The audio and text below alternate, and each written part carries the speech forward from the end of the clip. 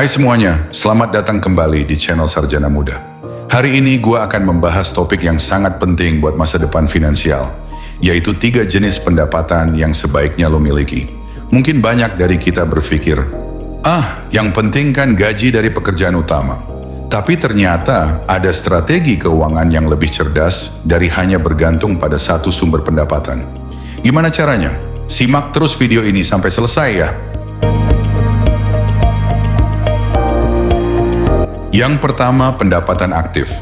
Pendapatan aktif adalah pendapatan yang lo dapatkan dari kerja langsung.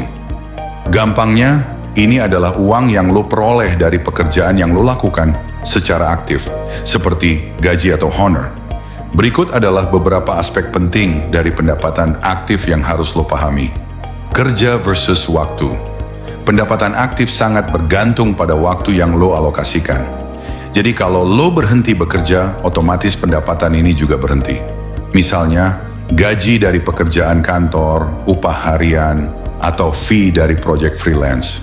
Contohnya, kalau lo seorang pekerja kantoran, lo mendapatkan gaji bulanan berdasarkan jam kerja atau tanggung jawab pekerjaan lo. Atau kalau lo seorang freelancer, bayaranmu dihitung berdasarkan proyek yang lo selesaikan. Jadi setiap kali lo ingin menambah penghasilan, lo harus mengalokasikan waktu ekstra. Kelebihan dan kekurangan. Kelebihan dari pendapatan aktif adalah kamu tahu pasti kapan dan berapa besar pendapatan yang akan masuk. Tapi kekurangannya adalah keterbatasan waktu dan energi. Ada limitnya, kita nggak bisa kerja 24 jam penuh setiap hari, kan? Kalau hanya mengandalkan pendapatan aktif, ada risiko kalau suatu saat kita nggak bisa bekerja, maka otomatis penghasilan pun berhenti. Tips untuk memaksimalkan pendapatan aktif. Tingkatkan skill atau keahlian agar nilai pekerjaan kita lebih tinggi dan bisa mendapatkan bayaran yang lebih besar. Jangan lupa untuk negosiasi gaji, karena seringkali kita bisa mendapatkan lebih dengan berani meminta yang sesuai dengan kemampuan kita. Yang kedua, pendapatan pasif. Pendapatan pasif adalah uang yang masuk tanpa kita perlu secara aktif menghabiskan waktu atau tenaga secara terus-menerus. Bisa dibilang ini adalah pendapatan dari tidur, karena uang tetap mengalir meskipun kita nggak sedang bekerja. Ada beberapa cara untuk mendapatkan pendapatan pasif. Investasi. Salah satu cara paling umum mendapatkan pendapatan pasif adalah dari investasi, seperti saham, obligasi, reksadana, atau properti. Ketika kamu berinvestasi, kamu mengeluarkan uang di awal, lalu duduk santai dan menunggu uang tersebut berkembang dan memberikan imbal hasil.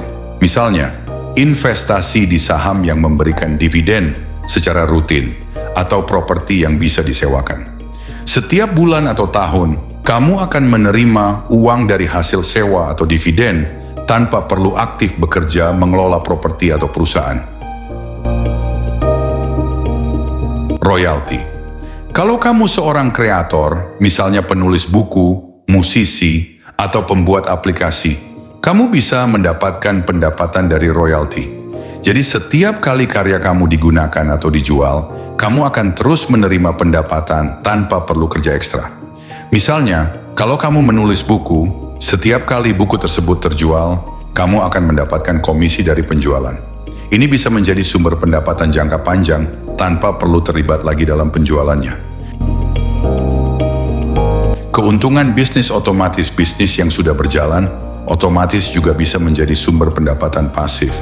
Ketika kamu sudah memiliki tim yang bekerja dan bisnis berjalan tanpa kamu perlu terlibat langsung setiap hari, ini bisa menjadi sumber penghasilan yang konsisten. Contohnya, franchise bisnis atau bisnis online yang sistemnya sudah otomatis seperti dropshipping. Kelebihan dan kekurangan pendapatan pasif memberi kita kebebasan finansial karena nggak perlu terus-terusan bekerja untuk mendapatkan penghasilan. Tapi di awal kita perlu usaha, modal, dan waktu untuk membangun sumber pendapatan ini. Kadang juga ada risiko, misalnya investasi bisa rugi atau properti bisa sulit disewakan.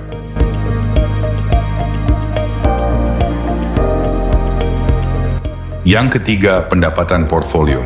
Pendapatan portfolio berasal dari keuntungan investasi atau penjualan aset. Ini adalah kombinasi dari beberapa investasi yang kamu miliki dalam bentuk aset seperti saham, obligasi, properti, atau bisnis. Pendapatan portfolio ini biasanya adalah strategi jangka panjang untuk membangun kekayaan. Beberapa jenis pendapatan portfolio meliputi capital gain. Capital gain adalah keuntungan yang kamu dapatkan ketika kamu menjual aset dengan harga yang lebih tinggi daripada harga belinya. Misalnya, kamu beli saham seharga Rp100.000 dan beberapa tahun kemudian saham itu naik jadi Rp200.000. Ketika kamu jual, kamu mendapatkan keuntungan dari selisih harga tersebut. Hal ini juga berlaku untuk aset lainnya seperti properti. Jika kamu membeli rumah dengan harga lebih murah dan menjualnya dengan harga lebih tinggi setelah beberapa tahun, itulah capital gain. Dividen dan bunga. Selain capital gain, pendapatan dari dividen untuk pemegang saham dan bunga untuk pemegang obligasi atau deposito juga bisa menjadi bagian dari portfolio. Dengan memiliki saham di perusahaan yang rutin memberikan dividen, kamu bisa mendapatkan pendapatan tambahan tanpa menjual saham tersebut. Diversifikasi investasi. Salah satu kelebihan dari pendapatan portfolio adalah kamu bisa mendiversifikasi investasi ke berbagai jenis aset untuk meminimalkan risiko. Jika salah satu investasi turun nilainya, kamu masih punya aset lain yang bisa memberikan pendapatan.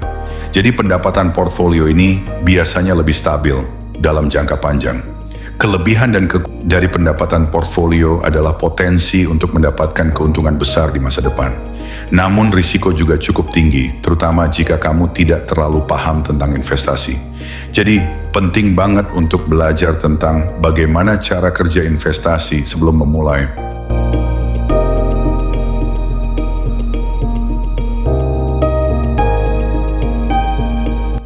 Jadi guys, itulah 3 jenis pendapatan yang sebaiknya dimiliki.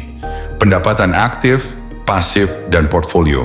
Setiap jenis pendapatan ini punya kelebihan dan kekurangannya masing-masing. Idealnya, kita nggak cuma mengandalkan satu jenis pendapatan saja, tapi membangun sumber pendapatan dari berbagai jalur. Dengan begitu, kita bisa lebih aman secara finansial dan punya kesempatan untuk mencapai kebebasan keuangan. Ingat, membangun pendapatan pasif dan portfolio itu butuh waktu dan usaha di awal, tapi hasilnya bisa sangat memuaskan di masa depan. Mulai dari yang kecil dulu, dan terus belajar tentang cara mengelola keuangan dengan baik. Oke, sampai di sini dulu pembahasan kita hari ini. Jangan lupa like, subscribe, dan share video ini kalau kamu merasa bermanfaat. Sampai ketemu lagi di video berikutnya.